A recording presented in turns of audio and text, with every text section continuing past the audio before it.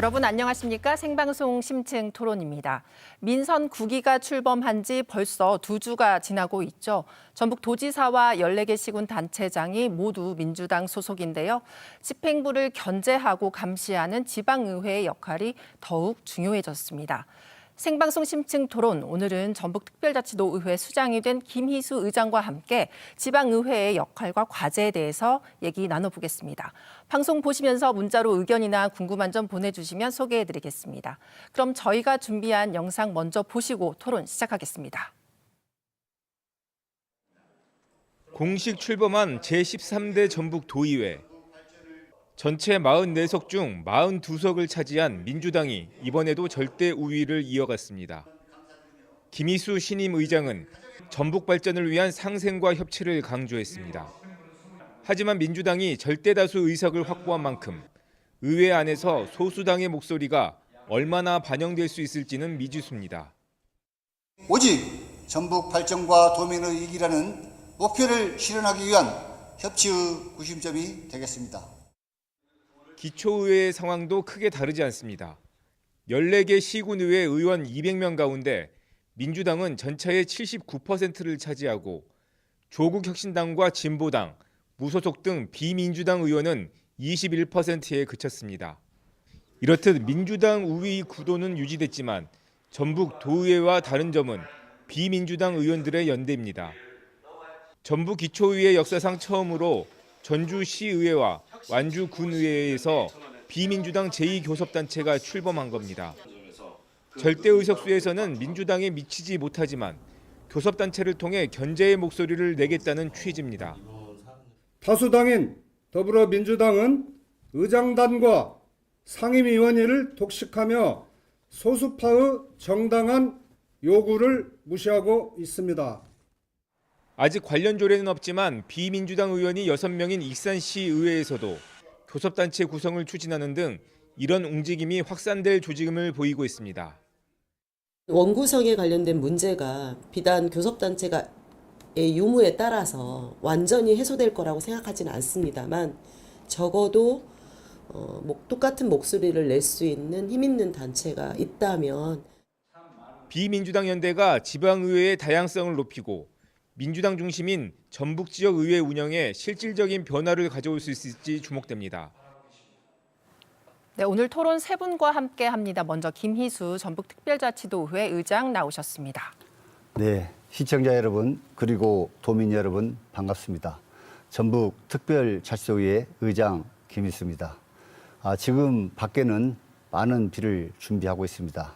폭우에 피해 없도록 철저히 준비하시고 안전에도 만전을 기해 주시기 바랍니다. 네, 이경재 전북일보 객원논설위원 함께 하시겠고요. 네, 안녕하십니까. 전북일보 객원논설위원 이경재입니다. 전북자치도 의회가 원구성을 마무리하는 등 순조롭게 출범을 했습니다. 하지만은 협치랄지 또는 걱정되는 부분도 많이 있습니다. 네, 차차 얘기 나누도록 하겠습니다. 홍민호 변호사도 자리했습니다. 네, 전북 변호사의 홍민호 변호사입니다. 저는 일반 시민의 관점에서 13대 도의회의 역할과 나아가야 할 길에 대해서 말씀드리겠습니다. 알겠습니다. 네, 의장님 먼저 축하드립니다. 네, 고맙습니다. 네, 앞서 간단히 말씀을 하셨지만 우리 시청자 여러분들을 위해서 다시 한번 소감 그리고 인사 말씀 해주시죠. 네, 다시 한번 먼저 도민 여러분께 감사드리고 특히 저를 의장으로 선출해 주신 우리 동료 의원님들께 감사의 말씀을 드립니다. 아시다시피 전북특별자치도 의회는 44명의 의원으로 구성되어 있습니다. 거기에 국민의힘 1분, 또 조국신당 1분, 저희 민주당 의원이 32분이 되어 있습니다. 또 거기에 6분의 비례대표가 포함되어 있습니다. 이번에 상당히 고무적인 것은 이 44분이 7월 1일 날 의장 선거를 실시했었는데 네. 100% 전원 일치로 저를 의장으로 선출해 주셨습니다. 그러기에 한층 더 제가 어깨가 무겁고 책임감이 있습니다. 전북자치도의 힘찬 출발이 또 기대되고 있습니다. 네, 의장님이 13대 도의회 이제 전반기를 이끄실 텐데요. 어떤 방향으로 좀 구상을 하고 계신지 궁금합니다. 저는 소통과 협치를 우선으로 하고 있고 이 소통과 협치 없이는 한 발자국도 나갈 수 없다고 생각을 하고 있습니다. 그래서 우리 시민들의 목소리를 기울여 듣고 또 도 의원들과도 서로 협치하며 상생하고 또한 집행부를 건전한 견제를 하겠습니다. 그리고 도교육청과도 협치를 해서 우리 청소년의 교육에도 힘쓰며 이번 전북 특별자치도 13대 전북 특별자치도 의회가 잘 나갈 수 있도록 함께 하겠습니다. 알겠습니다. 위원님, 도의원 선거 결과 그리고 원 구성 어떻게 지켜보셨는지요? 일단 뭐 원구성까지는 순탄하게 마무리가 된 것 같아서 다행인데요. 일단 도의 의원들의 어떤 선거 결과를 놓고 보면은 일단 부정적인 측면이 먼저 떠오르게 되는데 65%가 무투표 당선을 한 점이 하나 있고요. 맞습니다. 또 근데 우리 유권자들이랄지 일반인들은 도의회에 대한 시선이 그렇게 곱지만은 않아요. 그래서 역할을 좀 앞으로 많이 해야 될 것 같고요. 그 이유는 도의원 선거가 거의 묻혀가는 선거가 되다 보니까 또 하나는 경쟁을 하지 않다 보니까 자기 몸값도 좋은 몸값을 갖고 있는데도 몸값 발휘하지도 못하고 유권자들의 관심을 끌지 못하는 그런 속에서 도의가 출범을 했거든요. 그래서 앞으로 이제 기대가 또 크지만 또 걱정도 되는 부분이 많이 있어요. 그래서 다만 이제 일당 독주가 더 강화된 측면, 이것이 이제 하나의 특징이고 현상인데 이것들은 어떤 현안을 주도하는 힘이 되고 또 일사불란함이라고 하는 어떤 그런 장점이 돼가지고 성과를 좀 낼 수 있는 요인도 되지만 또 다른 한편으로는 또 권력 가질 수 있는 그런 요지가 될 수밖에 없고 또 권력 가지면 바로 부패하기 십상이란 말이죠. 네. 그래서 더 높은 책임의식이랄지 윤리 도덕성 또는 그 겸허한 어떤 자세 이런 것들이 요구되는 시점인데요. 항상 우리가 경험적으로 보면은 도의회랄지 지방의회가 그 일당 독주가 강화되면 강화될수록 더 자만심에 빠져가지고 시민들로부터 교리되는 그런 비판을 많이 받고 그랬는데 이번 의회만큼은 그런 걸 반면 교사 삼아서 잘 했으면 좋겠다 그런 욕심을 갖고 있고요. 또 원구성을 마무리를 순조롭게 했습니다. 그런데 상임위 배치와 관련해서 특히 이제 아까 협치 소통을 이야기하셨는데 조국 혁신당하고 국민의힘 두 분이 계시잖아요. 그래서 상징적으로나마 상임위원장까지는 못 주지만 상임위 배정은 우선권을 좀 드리겠다 해서 먼저 좀 선제적 어떤 그런 액션을 좀 취했으면은 또 더 좋았을 법하다. 그리고 민주당 내 의원들끼리도 상임위 배분할 때 예컨대 선수가 높은 분들은 좀 뒤에 빠지고 초선한테 먼저 우선권을 배려하는 그런 어떤 시스템을 좀 작동시켰으면은 훨씬 더 박수를 많이 받았겠지 않느냐. 그래서 의장님의 협치 상생에 바로 그 나타날 수 있는 그런 거였는데 그냥 그런 과정 없이 무난하게 되긴 했지만 좀 안타깝게 짝이었고 앞으로 운영하는 과정에서 소수 배려하고 또 소수 정당도 배려하고 했으면 좋겠습니다. 네, 의장님 우려와 함께 좀 아쉬움을 나타내셨는데. 예, 사실 우리 이경재 의원께서 말씀하셨듯이 이 상임위원회 배정이 쉬운 일은 아닙니다. 그렇죠. 우리 이 정종복 원내대표께서 상당히 애를 써서 상임위를 배치했는데요. 이 상임위원회가 재선 또 초선을 분리하고 또 지역별로 그 위원회가 분포가 이렇게 골고루 돼야 합니다. 예를 들어서 저희 지역 같은 경우는 전주 의뢰에 4분의 의원이 계시는데 이 4분이 각 상임위를 가다 보니까 또 다른 여러 가지 이 충돌과 이해가 겹치기 때문에 이 상당한 고통과 고충을 겪어서 이 상임위원회 배치를 했다는 말씀을 드리고 싶습니다. 알겠습니다. 전북특별자치도만 보면 사실 민주당 독점 구도라고 해도 과언이 아닌데요. 변호사님, 이 견제와 균형 기능이 참 의회의 역할인데 가능하다고 보시나요? 결론만 말씀드리면 쉽지 않다라고 저는 생각을 하는데요. 이제 계속 나왔던 얘기가 이제 44석 중에 42석이 이제 민주당이다라는 거잖아요. 2018년에는 이제 40석 중에 36석이었고요. 2022년에는 이제 40석 중에 37석. 이제 점점 민주당의 이제 비율이 조금씩 올라가고 있거든요. 네, 잠깐 나온 얘기지만 이제 무투표 당선이 이제 25명이라서 약 이제 3명 중에 두 분은 무투표 당선. 결국 도민들의 표를 받지 않았다라는 것이거든요. 그래서 이게 어떻게 보면은 말씀하시는 분들 중에서는 뭐 이것 뭐가 문제냐, 이것 또한 어떻게 유권자의 선택이신 거고 저희가 화면으로 보여드리는데 8회부터 급격히 늘어났어요. 특히 광역 의원에서 더 많이 증가를 합니다. 그래서 어쨌든 이것도 유권자의 선택이고 이제 민주당으로서는 뭐 당연히 공당으로서 최선을 다한 결과가 좋았을 뿐이다라고도 좀 얘기를 할 수 있을 것 같거든요. 이게 어떻게 보면 민주당을 비난하고 싶어서 하는 얘기가 아니라 아쉬운 점이 있어서 그렇습니다. 우리나라 이제 이게 지방의회라는 건 지방자치법에 관해서 이제 종속을 받을 수밖에 없는데요. 우리나라 지방자치법은 기본적으로 기관 대립형의 구조입니다. 단체장이 집행을 하고 의회가 감시하는 그런 어떤 헌법 제118조와 지방자치법에서 일부러 이렇게 단체장과 의회를 나누어서 역할과 견제, 감시 이런 것들을 나누어 놓았거든요. 네. 이러한 민주당 독주 상황에서는 그런 것들이 스스로 돌아가기가 어려운 구조를 가지고 있는 게 현재 우리의 현실이다라는 것이 저는 좀 아쉬운 부분이고요. 일단 유권자의 선택이니까 저는 존중을 해야 된다라고 생각은 하지만 다만 지금 우리 전북 정치의 현실이 이 대안 세력이 후보조차 못 내는 토양 이런 시스템이 있다라는 거에 대해서는 우리가 계속 좀 우려를 해야 될 것 같고요. 이렇게 지금 특히나 더욱 문제인 것은 이번 이제 도지사부터 이제 시작을 해서 14개 군 단체장이 전부 다 민주당 출신이거든요. 그래서 같은 당내 관계, 어떤 선후배 관계 이런 것들이 있는 역할에서 의회가 제대로 된 견제와 감시를 할 수 있을까에 대한 우려가 좀 있고요. 다만 이렇게 밖에서 의회가 견제하기가 어렵다면 그 안에 있는 소수 정당에 있는 의원들, 그러니까 결국 안에서라도 견제를 좀 더 적극적으로 해야 될 것 같다라고 생각을 합니다. 이 견제 역할을 좀 어떤 부분에서 할 수 있을까 봤더니 이번에 초선 의원님들 비율이 굉장히 높더라고요. 예, 또 초선 맞습니다. 의원들의 면면을 보니 또 시군 의장, 의회에서 출신도. 의장 출신들이 또 적지 않고요. 이런 부분은 어떻게 잘 활용할 수도 있을 것 같은데 의장님 어떻게 보시는지요? 예, 먼저 두 분께서 아까 민주당 다수당이면은 독점하고 독식하지 않는 말씀을 하셨는데 저는 다수 힘은 권한이 아니라 책임이라고 생각을 합니다. 그만큼 책임이 또 다른 겁니다. 저희 의회는 지금 초선 의원이 25분, 또 재선 의원이 14분, 그다음에 삼선 의원이 5분으로 구성되어 있습니다. 물론 어떻게 보면 이렇게 피라미드 형식의 구조죠. 밑에 초선들이 많이 이렇게 받치고 있는데 이런 구조는 어떻게 보면 상당히 장점이 있습니다. 우리 초선 의원들도 보면은 지방의회, 기초의회에서 단체장도 의장도 하신 분도 많이 계시고 또 경력이 많습니다. 네. 그리고 또 재선 의원도 경험이 있고 이런 분들이 합류하는 것은 항상 물은 고여 있으면 썩습니다. 제 이론은 이런 물이 새로이 들었다고 생각을 하고 그 의원들 중에 또 나름대로 여러 가지 장점을 많이 갖고 있습니다. 초선 의원들이 장점을 살려서 저희는 초선 의원을 중심으로 또 많은 배려를 해가면서 우리 전북 특별자치도 13대 전방위회를 힘차게 한번 끌어볼까 합니다. 알겠습니다.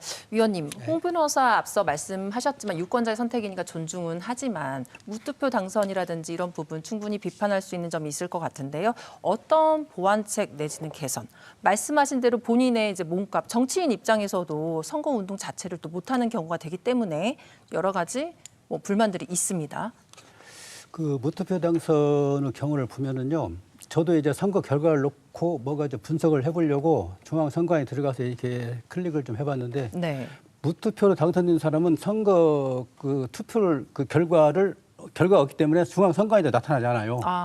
예컨대 전주 같은 경우는 도의원이 10분인데 몇 분이 무투표 당선이 됐죠? 거의 빈칸으로 나와 있습니다. 전주는. 그래서 적어도 이 무투표라 하더라도 공약이랄지 또는 여러 가지 그 뭐 선거 운동이랄지 또는 선거 공부에 좀 내볼 문제랄지 이런 것들은 다른 후보들과 똑같이 해줘야 되는 거 아닌가. 그걸 지금 제도적으로 그걸 못하게 돼 있는데 선거운동 중에 못 오잖아요.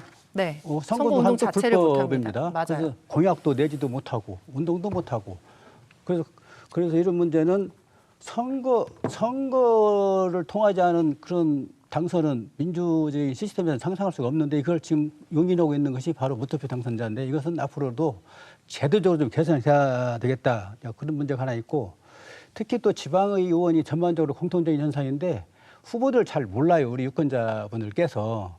그러다 보니까 뭐 인지도랄지 또는 뭐 소문에 의한 거랄지 이렇게 투표 행위를 하고 있는데 이번 선거에서도 가장 많이 나타난 거는 지방 의원들은 100% 권리당원으로 뽑지 않았습니까? 그러니까 권리당원 많이 넣은 사람이 당선되기 마련이고 또 하나는 뭐 이재명 마케팅. 나는 이재명처럼 이거 그냥 구호를 내걸지 않습니까? 그거 보고 또 찍는 거랄지. 이런 것들이 과연 올바른 선택의 기준이 되겠느냐, 기준은 아니지 않느냐. 그 사람의 개인의 역량이랄지, 능력이랄지, 또 윤리 도덕성이랄지, 앞으로 정책 과제, 비전에 대한 생각, 흐름 이런 것들을 보고 찍어야 되는데 그런 것들은 전혀 논의로 치고 그냥 즉흥적인 것 갖고 지금 찍는단 말이죠. 그래서 이것들은 이제 고질적인 문제이긴 한데 앞으로 제도적인 어떤 개선책을 좀 마련해야 되지 않겠는가.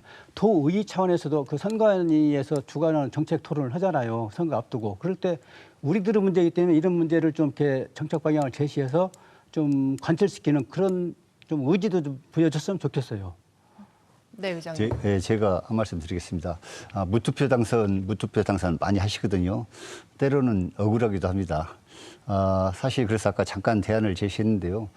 저희가 공약을 또 발표하고 또 시민들과 도민들에게 얼굴을 알릴 수 있는 그런 기회를 만들기 위해서는 투표를 저희들도 하고 싶습니다. 네. 그래서 그러실 것 개인적인 같아요. 제안으로는 네. 단독 후보라도 출마를 해서 벽보도 붙이고 선거운동도 하고 공약도 제시하고 주민들과 만나고 그리고 찬반 투표를 해서 50%를 넘지 않으면은 뭐 탈락을 하고 50% 이상이라도 얻으면은 당선이 된다든가 뭐 그런 대책이 있어야 되지 않는 생각도 개인적으로 또 해보기도 했습니다. 사실은. 네, 맞습니다. 무투표 당선이라 하더라도 그 전에 찬반 투표만큼은 좀 붙여야 되지 않는가. 예. 이름도 관련 법을 모르고 또 있으니까요. 고쳐야 되잖아요. 사실 네. 그렇게 하려면. 법 개정을 해야 그렇죠. 됩니다. 쉬운 일은 아니지만 이제 자꾸 무투표 당선 하기 때문에 이제 그런 생각까지 가진 겁니다. 네, 당사자분들도 좀 억울한 면이 있을 것 같아요. 실제로.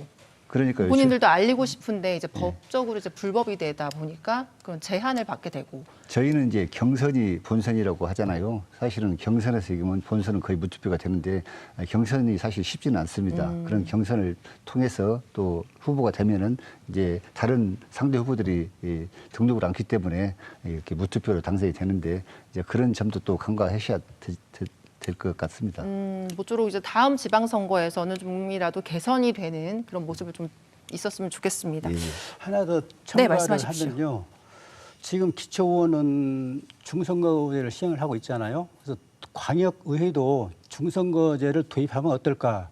지금 의장님이 되시고 회의 진행이랄지 여러 가지 정책 결정이랄지 하실 텐데 너무 좀 단조롭고 복잡하지 않으니까 단조롭고 좀 그러잖아요. 쉽지 않아요. 그래서 다당제가 돼서 뭔가 다른 의견도 내고 그래야 조정 역할도 하고 그러는데 다 민주당 일색이니까 그래서 어떤 지금은 복잡 다기하고 다양성의 사회이기 때문에 광역의회도 좀 더 열어줘가지고 중선거제를 도입을 그런 때가 되지 않았는가 저는 그렇게 생각하는데 어떠십니까? 모든 게는 장점과 단점이 있는데요.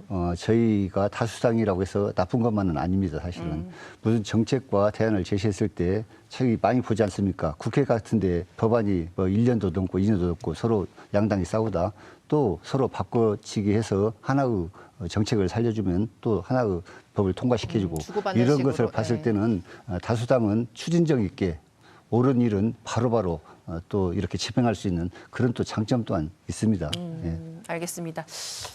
이런 상황에서도 눈에 네. 띄는 시군 의회가 있습니다, 변호사님. 네, 일단 지금까지는 사실 지방의회는 교섭 단체를 만들 수 있는 그 근거 규정이 없었거든요. 그게 이제 2023년에 이제 지방자치법이 좀 개정이 되면서 이제 그런 근거 규정이 좀 생겼는데요. 그래서 그 소속 정당이 다르거나 또는 무소속이어도 조례가 정한 인원만 모일 수만 있으면 이제 비민주당 의원들, 소수 정당 의원들이 교섭 단체를 좀 만들 수 있는데요. 특히 이번에 아까 자료 화면으로도 나왔지만은 전주시의회에서는 비민주당 의원 기초 의원들이 한 10명 정도 됩니다. 네. 전주시 조례 요건상 5명만 모이면은 교섭 단체를 만들 수 있는데 그 요건을 훨씬 넘기 때문에 10명이 모여서 지금 교섭 단체를 출범을 시켰고요. 또 완주군 의회에서도 3명의 기초 의원이 모여서 지금 주민혁신연대라고 교섭 단체를 출범을 시켰습니다. 또 조례가 없는 익산시 의회도 이번에 6명의 기초 의원들이 이제 구성 조례안을 직접 발의도 했고요. 그래서 이런 점에서 어떻게 보면은 아까 일당 독주다 이런 점에 대해서 좀 개선을 하고 완화할 수 있는 좀 장치가 마련이 돼가고 있는 것은 좀 긍정적이라고 생각을 하고요. 특히 이제 정읍에서는 더 극적인 장면도 나왔었는데요.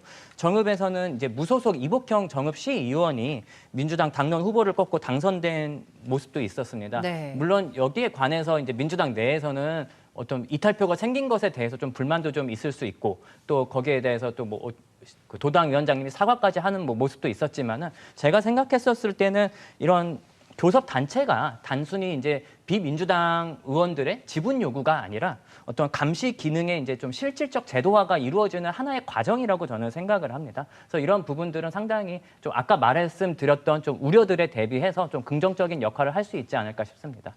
알겠습니다. 위원님, 정읍시 의회 무소속 의장 선출 이건 좀 네. 어떻게 보셨는지요? 그 이복형 의원이 사선 의원인데요. 네. 그 이전에도 보니까 상당히 그 지역 내에서는 영향력이 있고 뭔가 평을 좋게 받는 분인 것 같더라고요. 그래서 이제 당론을 거슬러서 이제 투표를 했는데 저는 그것은 뭐 자연스러운 현상이라고 봐야 되지 않겠는가. 그래서 그거를 윤준명 지역구 의원, 도당위원장은 뭔가 좀 뭐 군기 잡는 식의 어떤 발언을 했는데 그건 뭐 의원들의 그 개개인 어떤 그런 판단과 선택을 한 건데 그걸 다시 기율 잡기식으로 한다는 거는 그건 오히려 더 반감만 더 커질 것 같고요. 오히려 그런 경우는 개개인 어떤 그 구성원들이 의원들이 뭔가 윤리랄지 정책이랄지 또는 지역 주민에 대한 어떤 소통이랄지 또는 서비스 능력이랄지 이런 것들 강화하면서 네. 우리가 어떤 응집력을 보이면서 선택을 받을 수 있는 그런 문화를 조성하는 것이 먼저지 어떤 그 반란이라고 해갖고 그걸 색출하고 뭐 앞으로 그 페널티를 주고 그런 거는 가당치 않다고 저는 봅니다. 알겠습니다. 앞서 우리가 의회의 기능을 집행부 견제라고 했는데 이 견제가 제대로 이루어지려면 의회의 독립성과 전문성이 확보가 돼야 합니다. 그렇기 때문에 의장님도 공약으로 이 부분 굉장히 강조를 하셨어요. 네. 정책 지원관을 좀 확충해서 의정활동 강화하겠다, 전문성 높이겠다. 이 부분 어떻게 추진할 계획인지 좀 말씀해 주시죠. 저희 도의회는 지난 12대 때 40명 의원, 이번에 13대 때 44명의 의원이 당선돼서 활동을 하고 있습니다. 여기에 그 정책 지원관은 20명이 저희를 보좌하고 있습니다. 이렇게 수치적으로 따져보면은 저희는 0.5명도 안 됩니다. 우리 국회의원과의 비교는 물론 지역적으로 여러 가지 상황이 틀리지만 지금 국회의원 분들은 9분의 정책 보좌관을 두고 있습니다. 물론 이들이 좀 범위는 넓지만은 이건 비교와 상대가 안 됩니다. 저희 의원들은 사실 이 현장의 의정 활동 또 애경사 또는 사적인 일 상당히 바쁩니다.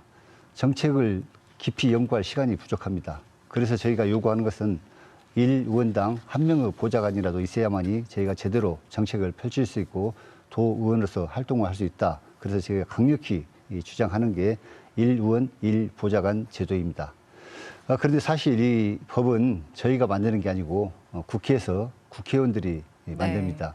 그래서 사실 쉽지만 않지만 이번에는 저희 16개 시도의장단 협의회에서 서로 합치에 협의해서 강력하게 대응에 꼭 달성할 수 있도록 노력하겠습니다. 네, 정책 지원관 확충 문제 위원님은 어떻게 보시는지요? 지금 전북자치도 의회 20명이 배치돼서 활동을 하고 계시는데 네. 이제 우리 김희수 의장님께서는 1인 1 정책 지원관 이걸 이제 공약을 하셨고 이제 법을 통해서 이제 관철을 하신다 그랬는데 일단은 예산이 많이 소요되는 문제가 있거든요. 6, 7급 임기제 공무원이란 말이죠, 신분이. 그래서 네. 예산도 많이 소요가 되고 또 하나는 이제 이 목적이 의원 활동을 지원한다는 것이 목적인데 그 뭐 취지는 아주 좋죠. 뭐 현실적으로 보면은 필요성도 상당히 높아 보이고 있고요. 근데 전문성이 강화되는 것은 좋은 측면이지만 또 일각의 우려는 뭐가 있냐면은 공부도 평소에 안 하는데 또 사람만 그 배치해가지고 팔짱만 더 끼고 있는 게 아니냐 이런 우려가 있다는 것도 제 말씀을 드리고 있고요. 공부하시는 의원님도 많습니다. 물론이죠. 네.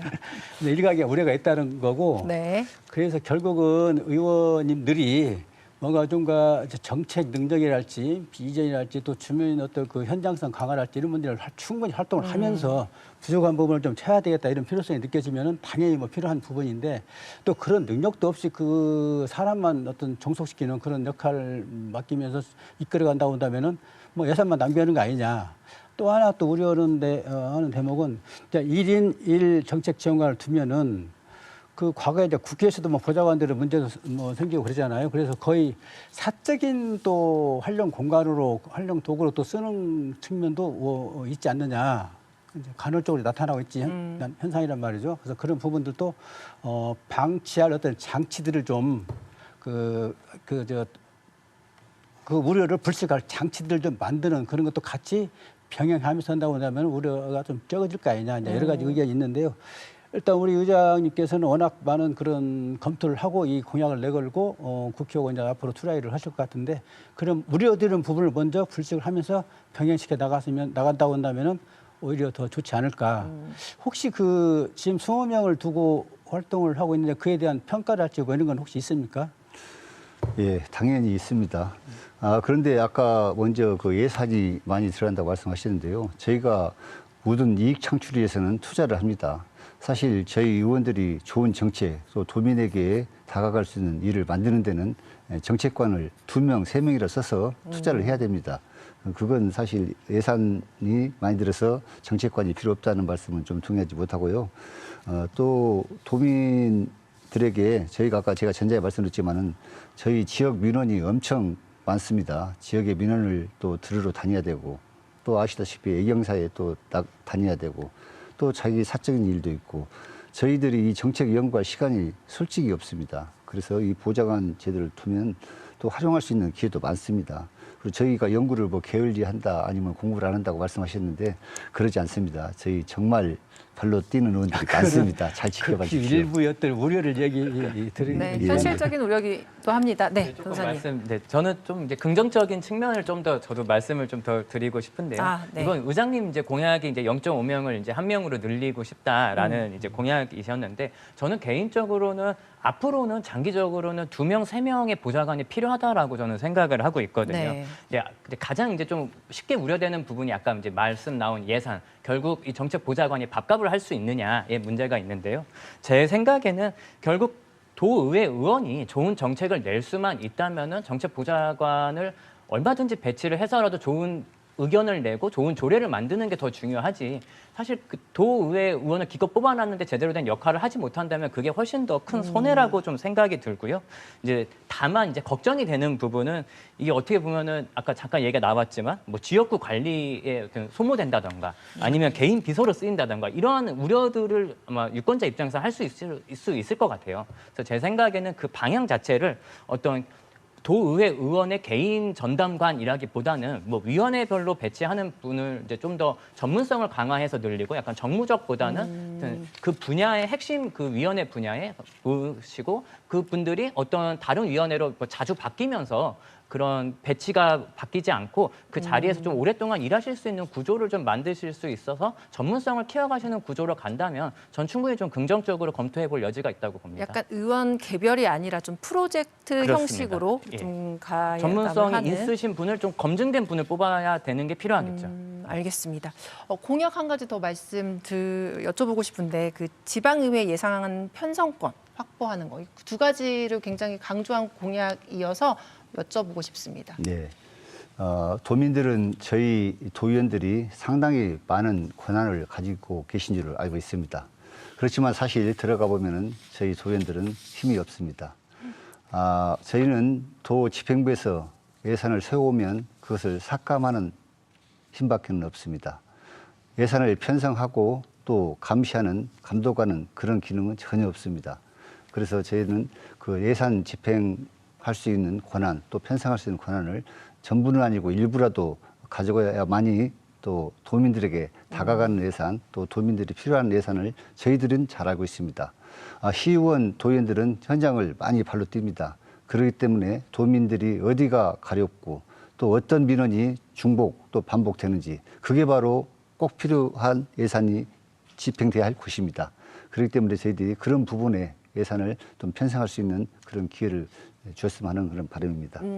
이 공약에 대해서도 홍민호 변호사님 어떻게 네. 보시나요? 뭐 현행 이제 지금 이제 제도는 좀 구조적으로 문제점은 좀 있다고 생각은 합니다. 이 감시받는 이제 기관이 감시하는 기관에 이제 살림을 쥐고 있는 구조라고도 할 수가 있거든요. 그래서 도의회 예산에 대해서 도지사가 편성을 하고 이제 의회는 심의만 할 수가 있거든요. 그래서 이제 국회로 치면은 이제 대통령이 국회 예산을 짜주는 셈이거든요. 그렇다면 국회에는 국회법이 있기 때문에 이제 그런 것을 이제 당연히 막을 수가 있는데 지방의회에는 그러한 법이 좀 없습니다. 다만 지금 의장님이 말씀하신 것처럼 이것은 어떤 지방자치법이 개정이 되어야 될 문제지 우리 전라북도 내에서 해결할 수 있는 문제는 아니거든요. 네. 그렇기 때문에 어떤 광역 의회마다 좀 다른 의회와 좀 연대해서 이제 좀 구조적으로 좀 개선을 해야 되는 문제점이 있고요. 다만 이렇게 권한이 이제 결국 더 주어진다라는 것은 지방 의회에 권한이 주어진다면 좀 거기에 따른 책임이 분명히 붙어야 되거든요. 그래서 예산 편성권을 만약에 독립적으로 의회가 줄 수 있다면은 그것을 스스로 이제 통제를 할 수 있느냐? 그럼 어떤 식으로 통제를 할 권한을 그 어떤 권한을 좀 제약할 수 있는 부분을 시스템적으로 만들 것이냐. 특히 우리 같이 이제 전북은 이제 민주당이 좀 강화되어 있거든요. 그러면은 스스로의 예산을 셀프 심사권을 할 수 있다라는 결론으로 도달할 수도 있습니다. 그 점에 대해서는 우리가 미리 좀 준비를 하면서 어떤 법 개정을 노력을 해야 될 것 같습니다. 알겠습니다. 그러면 이제 민선 9기 현안 추진에 있어서 의회의 역할을 한번 살펴보도록 하겠습니다. 의장님, 이원택 도지사도 지금 열심히 움직이고 있습니다. 네. 특히 이제 선거 과정에서는 핵심 공약이 전북 성장공사 설립, 또 미래성장펀드 조성, 그리고 어제 이제 첫 기자회견에서 이제 새만금 오픈 카지노까지 이제 얘기를 했는데 이 공약들 좀 어떻게 보고 계시는지 궁금합니다. 예, 저는 이 전북 성장공사, 전북개발공사 차이가 뭔지 모르겠습니다. 물론 개발과 성장은 단어 차이는 조금 있습니다. 네. 하지만은 지금 전북개발공사가 운영되고 있고 거기에 덧붙여서 지금 저희는 테크노파크 또는 경제통상진흥원 등등 많은 그 출연기관이 운영되고 있습니다. 성장공사에 들어갈 부분이 분명 여기에 중복되고 또 여기에 한 부서를 추가한다든가 하면은 흡수할 수 있을 텐데 이 성장공사를 새로 신설한다는 것은 저는 개인적으로 반대하고 있습니다. 사실 또 지금 전북자치도 재정이 넉넉지 않습니다. 네. 이 개발공사를 성장공사를 이렇게 새로 신설할 경우에 자본금이 약 5천억 원 정도가 필요하다고 알고 있습니다. 그래서 민선 9기 도정을 지향한 바는 물론 공감을 합니다만은 이런 부분은 조금 더 심도 있게 신중하게 검토해서 시행해야 되지 않나는 생각을 합니다. 알겠습니다. 위원님, 민선 9기 전북도의 공약 어떻게 보셨는지요? 그 인수위에서 출해가지고 발표한 걸 보기는 봤습니다. 네. 근데 뭐 내발적 역량 강조를 했고 또 도지사 밑에 내발적 그런 뭐 위원회를 구성을 한다고 그랬고 또 카지노 문제를 오늘 어저께 발표하고 오늘 또 이제 뭐 시민사회단체가 이제 반응을 보이고 이제 그런 네. 상황인데 내발적 역량과 관련해서는 우리 전라북도의 어떤 인적 자원이랄지 산업이랄지 이런 걸 그 뭔가 좀 구동을 시켜가지고 키우는 그런 것을 모멘텀을 만들겠다는 하는 것이 내발적 역량인데 송화장 지사 때 이걸 상당히 좀 역점을 두고 했습니다. 근데 뭐 성과는 없었고 왜냐하면 전라북도가 너무나 열악하게 짝이 없는데 위생적 변수에 너무나 흔들리기 십상이고 또 위생적 변수를 많이 끌어와야 우리 걸로 만들어야 커나가는 상황인데 내발적 역량을 너무 강조하다 보니까 이게 뭐지? 뭐 이제 이런 느낌이 있고 전북 성장공사는 1호 공약인데 이제 우리 의장님께서 말씀을 이제 해 주시고 저도 뭐 상당히 부분 동의를 하고 있고 또 이제 카지노 문제를 어저께 발표했는데 네. 이 문제는 상당히 민감한 사안이거든요. 그리고 인수위랄지 이원택 후보의 공약에 전혀 나타나지 않았던 현안인데 이걸 어저께 그 도정 간부회의 때 이제 발표를 했거든요. 일단은 그에 대한 배경이 좀 궁금하고 또 과연 카지노 북한 리조트의 카지노를 추동시킬 만한 어떤 그런 역량을 갖고 이제 발표를 한 것인지 왜냐하면은 카지노가 성공하려면은 내국인 출입을 하게 해야 되고 내국인 출입하는 특별법을 만들어야 되거든요. 네. 우리나라는 지금 딱 17개 카지노가 있는데 정선 카지노만 탄광, 폐광촌 때문에 특별을 만들어서 내국인 출입을 하도록 돼 있거든요. 근데 나머지 지역은 카지노가 있지만 내국인 출입을 못 하는 거예요. 근데 새만금이 살려면은 복합 리조트를 만들어야 되고 카지노가 들어가야 된다. 이 배경에는 충분히 일리가 있는 말이고 또 기업인들이랄지 세계 투자자들 특히 이제 이 마카오의 그 베네시안 호텔을 그 만든 에델슨 회장 같은 부분은 새만금도 뭐 비행기로 다 둘러보고 이제 했는데 그분들은 내국인 허용만 든다면 내가 10조를 투자하겠다 이렇게 공언을 하고 인터뷰에서 밝힌 적이 있거든요. 아, 네. 그런 경우인데 과연 핵심은 그게 과연 내국인이 허용되는 특별법이 정부가 대한민국이 허락을 하겠는가? 만약 허락을 한다 했을 경우에 부산도 그러고 제주도도 그러고 인천도 그러고 다 우리도 한다 우리도 다 달라들 겁니다. 그런 상황이 예상이 되는 부분이고 정부도 이런 걸 다 알 테고 이원택 도지사께서도 이런 현황을 다 알고 아마 있을 거예요. 근데 그럼에도 불구하고 첫 도정 간부회의 때 이 문제를 던졌단 말이죠. 그래서 전북 환경운동연합은 오늘 이제 반대 성명을 냈고 네. 참여연대도 반대 입장을 나타냈고 이게 또 과거에도 마찬가지였습니다. 그래서 이 문제를 어떻게 구동시켜 나갈지 상당히 주목되는 부분이고 또 새만금을 살리기 위해서는 이 부분이 상당히 필요한 부분이 있습니다. 그래서 이제 의회가 앞으로 어떻게 이걸 핸들링을 할지 이제 그것도 관심사인데 이제 우리 의장님께서는 이제서 첫 정보를 갖고 이제 분석을 좀 하실 텐데 또 궁금하긴 하지만 다음 기회에 한번 들어봐야 될 것 같습니다. 알겠습니다. 의장님께 그 질문 드릴게요. 예. 이 카지노 이전에 좀 이슈가 됐던 게 3대 메가 프로젝트에서 사실상 그렇죠. 전북이 배제된 점입니다. 도의회에서도 좀 공동으로 대응을 했고요. 제가 알기로 특위 구성을 지금 진행하고 계시잖아요. 본회의 의결만 앞두고 있는 걸로 예, 알고 있는데 맞습니다. 장기적으로 단순히 뭐 어디에서 전북이 배제됐다 이런 문제가 아닌 것 같아요. 대체 산업이라든지 이런 부분에도 좀 집중을 해야 할 것 같은데 어떤 대응책 갖고 계신지요? 먼저 대한민국 대토약 3대 프로젝트에 전북이 배제된 것에 대해서 상당히 유감스럽고 아쉽습니다. 지금 현장의 도민들을 만나보면 상당히 들끓고 있는 민심이 많습니다. 그렇다고 또 저희가 이렇게 원망과 한탄만 할 수는 없습니다. 저희에게는 반도체 외에도 많은 산업들이 있습니다. 그래서 현대자동차가 현재 9조를 투자한다고 계획하고 내년부터 아마 이렇게 첫 삽을 뜰 것 같습니다. 그런데 공공기관 이전 등 또 다른 아이템도 많이 갖고 있습니다. 제가 관심을 갖고 있는 건 특히 방위 산업입니다. 이 방위 산업은 지금 저희가 세계 수출국 4위를 점하고 있습니다. 우리 인류가 시작되면서 사실 돌도끼, 돌 화살부터 무기가 발달돼서 총, 대포, 미사일, 현재는 무인기까지 이렇게 발달됐습니다. 제 생각으로는 앞으로 인류가 멸망하지 않는 이상은 이 무기는 어떤 방법으로든지 발달한다. 고로 방사는 끝까지 가는 사업이다. 그래서 우리 먹거리가 될 수 있다. 평생 먹거리가 될 수 있을 것입니다. 이 방산업에 제가 12대 때 의회 때 5분 발언도 했고 또 조례도 발표를 했습니다. 네. 새만금이 방산의 적지라는 것은 제가 조금 더 설명을 하겠습니다. 우리가 탱크나 장갑차를 충주나 대전에서 만든다면은 교통을 통제하고 또 이동 운반비가 상당히 많이 듭니다. 그렇지만 새만금에 방산 공장이 생기면은 바로 선적해서 이런 물류비를 절감할 수 있고 또 방산의 특성상 많은 테스트를 또 해야 됩니다. 이 무기 체제는 테스트가 꼭 필요합니다. 새만금은 드넓은 바다와 또 앞에 섬이 산재해 있기 때문에 이 방산에 대한 테스트를 충분히 할 수 있고 특히 우리 전북에는 지금 전북대학교에 방산학과가 운영되고 신입생을 모집해 운영하고 있습니다. 전 방산청장 강문호 청장님께서 지금 교수로 와 계시는데요. 이런 그 인력들이 졸업을 하면은 저희 전북 특자도에서 흡수를 해야 되는데 만약 방산업체가 없다면 또 외부로 인력을 유출할 수밖에 없는 그런 상황이 되거든요.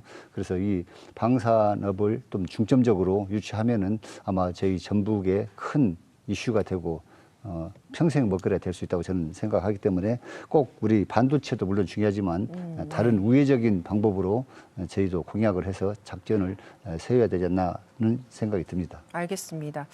좀 반도체에 대체해서 방산 산업 쪽을 더 육성하고 좀 조성할 필요가 있다. 이 말씀까지 들어보도록 하겠습니다.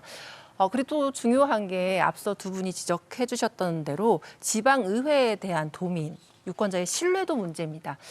아마 이 부분도 고심하실 것 같은데요. 이 신뢰도를 높이기 위해서 특히 이제 청렴도 같은 경우에 좀 4등급에서 2등급으로 끌어올리겠다고 하셨는데 구체적인 방법이 좀 있을까요? 네, 저희 12대 의회에서 청렴도가 4위에 머물렀습니다. 이게 청렴도가 1등급에서 5등까지 있는데요. 4등급이라면 이 하위에 속합니다. 이 청렴도를 13대 의회에서는 2등급 이상으로 끌어올릴 계획으로 지금 프레임을 짜고 있습니다.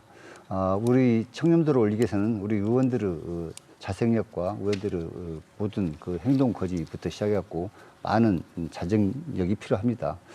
그래서 거기에 덧붙여 우리 윤리 교육이라든가 또는 청렴도 교육 등을 통해서 우리 13대 의회 의원들께서는 정말 많은 협조와 또 본인의 자생력을 길러서 청렴도를 꼭 2위에 끌어올릴 수 있도록 함께해 주시기를 또 부탁드리겠습니다. 알겠습니다. 변호사님, 네. 의회가 처음 시작할 때는 이렇게 마음을 다잡고 시작을 하시는데 어쩔 수 없이 운영하다 보면 그 일부 의원들의 일탈이라든지 비위 뉴스가 꼭 있습니다. 이런 부분 자정에만 의존할 수 없다는 지적도 있는데 이번 의회에서는 좀 어떻게 개선이 됐으면 좋겠다 말씀을 해주신다면요. 네, 뭐 결국 이러한 문제점에 대한 자정 그리고 개선 그런 것은 이제 첫 번째는 이제 시스템, 이제 두 번째는 이제 의원분들 이제 스스로의 어떤 자정에 대한 그런 욕구 그런 것들이 가장 중요할 것 같은데요. 이제 제도로 보면은 이제 지난 2022년에 이제 지방자치법 개정을 통해서 윤리특별위원회 설치가 이제 의무화가 되었습니다.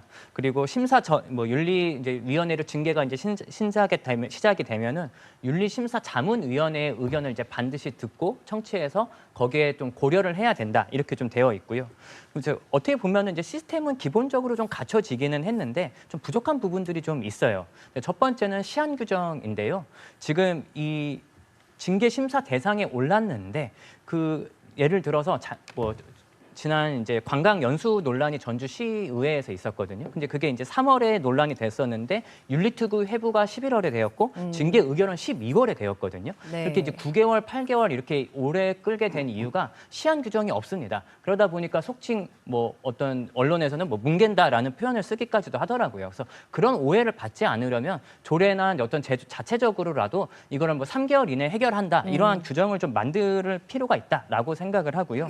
그리고 아까 말씀드린 윤리심사자문위원회가 있는데요.